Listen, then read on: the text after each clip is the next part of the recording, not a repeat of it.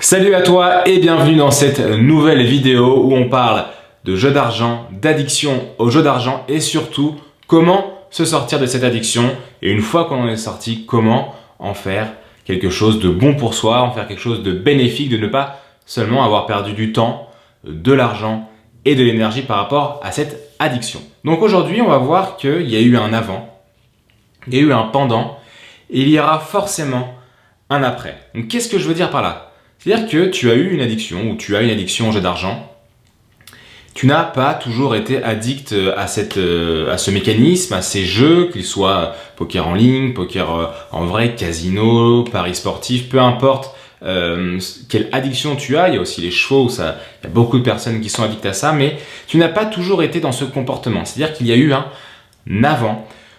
Même si très jeune tu es tombé dedans, l'autre fois je discutais avec quelqu'un et c'est vrai qu'il a été mis dans les jeux d'argent vraiment très jeune, dès son adolescence et même avant, il voyait beaucoup de personnes y jouer autour de lui. Et donc pour lui, en fait, c'était quelque chose où il y avait toujours eu, quasiment, au final, des jeux d'argent autour de lui. Et donc, malheureusement, c'était comme si c'était un peu du fatalisme. Il était obligé de tomber là-dedans. Oui, sauf que c'est possible de s'en sortir. Il l'a démontré.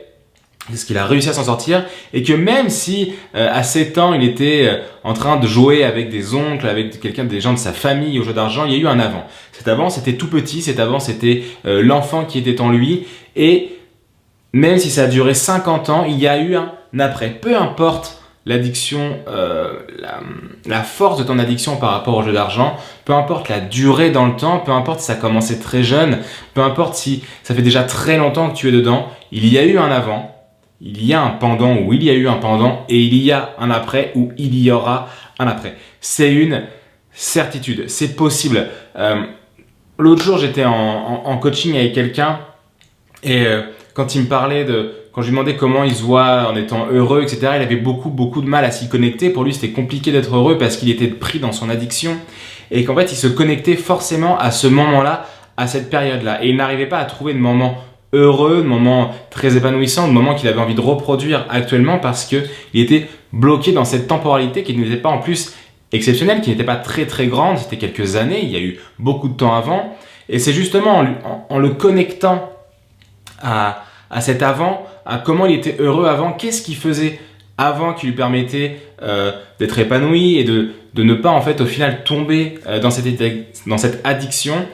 Et c'est justement en le connectant à ça qu'il a réussi à dire oui, donc c'est possible de à nouveau être heureux, c'est possible à nouveau de mettre de nouvelles choses en place parce que il est vrai que quand on est pris le pendant, l'addiction, il n'y a que ça qui compte. C'est évidemment ce qui prive des liens sociaux, c'est ce qui va nous couper du reste du monde, toutes nos pensées. Et ça, je pense que quand on n'est pas tombé dans l'addiction, quand on n'a pas eu ces périodes, que ce soit le jeu d'argent ou autre chose, ces périodes assez longues où toutes nos pensées sont juste là-dedans. Et c'est là-dessus, quand on est à l'extérieur, qu'on ne comprend pas vraiment toute l'énergie psychique, toute l'énergie psychologique que ça peut prendre.